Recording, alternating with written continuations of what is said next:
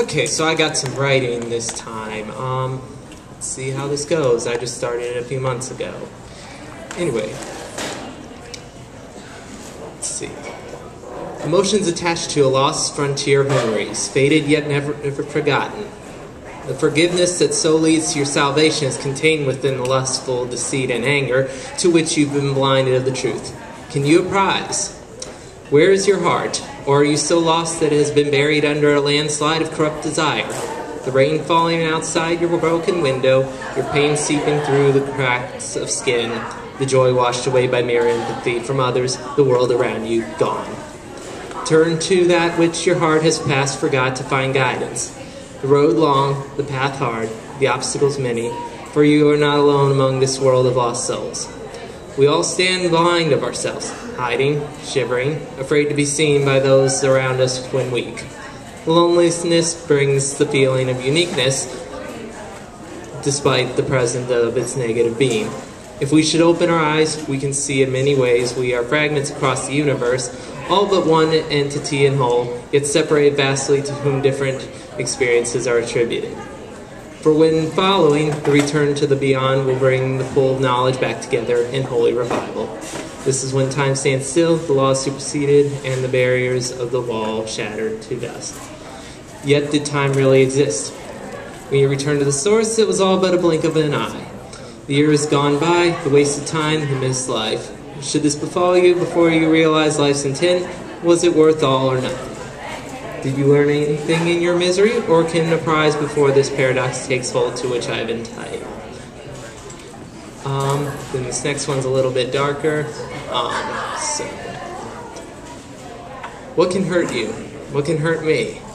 Through fear, instincts, we escape that which frightens us. But yet, what comes to be of one who is not imposed by fear? The very fear that protects us also implies great pain to the unaware, albeit all. What is fear exactly? No one can really define it. There are so many ways to put it. But if one thing must be certain, that deep inside the crevices of moral creatures lies an embedded shun towards their end, towards death. However, what must happen when one does not fear such a thing? What is left to death when its innate fear has been so shunned as to leave unaffected its bearer of thought? Perhaps beauty? There's a saying that beauty can be found in all things, so what inhibits such a possibility that a mortal can view death in unison to nature's other masterpieces, such as the vibrant red petals of a rose? What becomes of that one person of whom pronounces such an extremity of thought to the world? Is this one contrasted as suicidal, or an absence of sanity?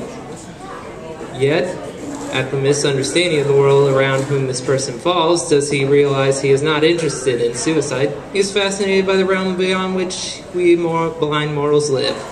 Knife cutting the heart, of fire into the wrist, the high of twisted, induced mindset, followed by blankness, or maybe even the feeling of disconnect, the world of whom leaving you as your heir is constricted away to the bounds of a tied knot. Is this really insanity when it is not feared upon by the bearer, but instead by fascination and curiosity? Should there be an all-powerful presence beyond the physical? Is this crime, as spoken in holy texts as a reprehensible sin, still be placed to such grounds of forgiveness as it was not an act of hate, but an act of seeking beauty? That answer is not known, and may never be known. It is up to you to decide.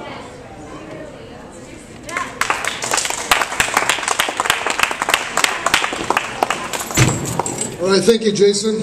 I believe next is Miriam Hitchcock. All right, Miriam.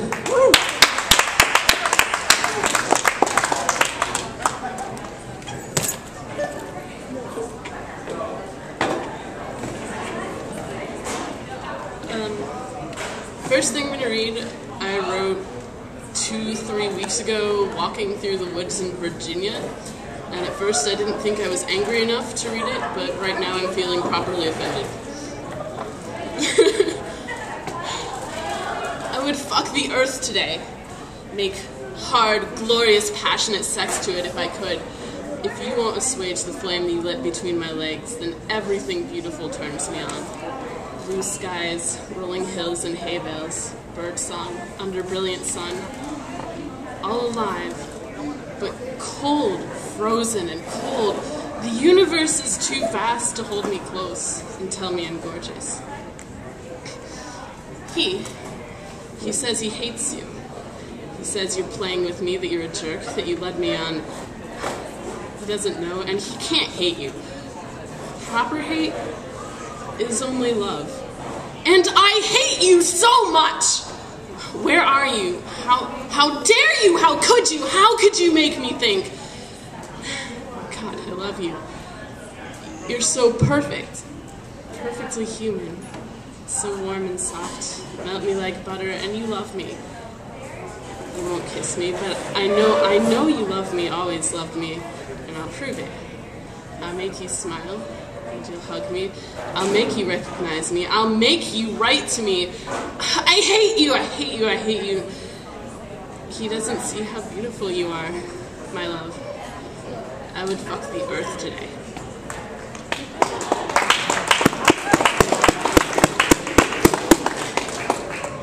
And this is a last-minute word duel on more pressing matters in my life than silly love trauma.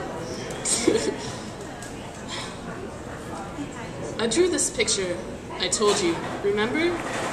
In February last year, you were crouched in a dark corner, trying to hide in an empty room. There's a computer screen streaming light and an arm reaching over the wall. Me, offering a flower. Because the world isn't empty. I lost it before I could show you. I told you a picture once. There was a tree, an evergreen tree. Still young, but with deep, deep roots already. But it had been nearly cut down.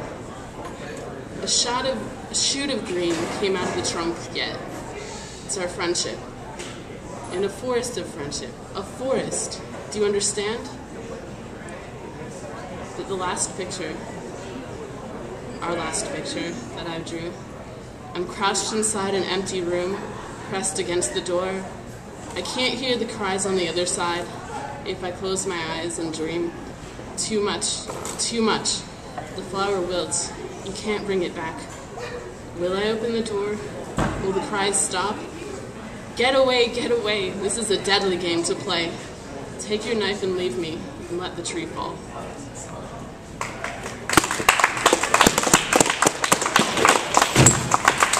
Thank you, Miriam.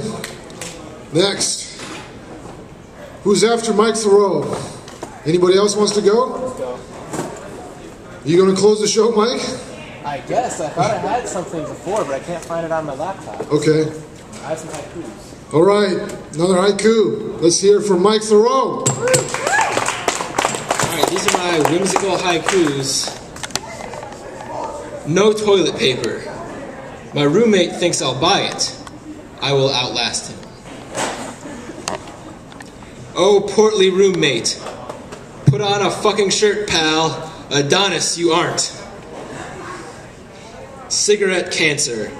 I drive too bad to worry about death by smoke. Fist pumping Guido. The blood of Gaius Caesar has thinned out some, no? Oh, this one is just for Lauren and Manuel. They're the only ones who will understand it. External jockstrap. Ultimate pedophile van. Thank you, Manuel. The McRib is back. Holy shit, this is awesome. Oh wait, never mind. Truck driving burglar. You're in Jacksonville now. Revenge will be cold. Hustling for peace. You got this scam on lock, friend. Peace. Unemployment.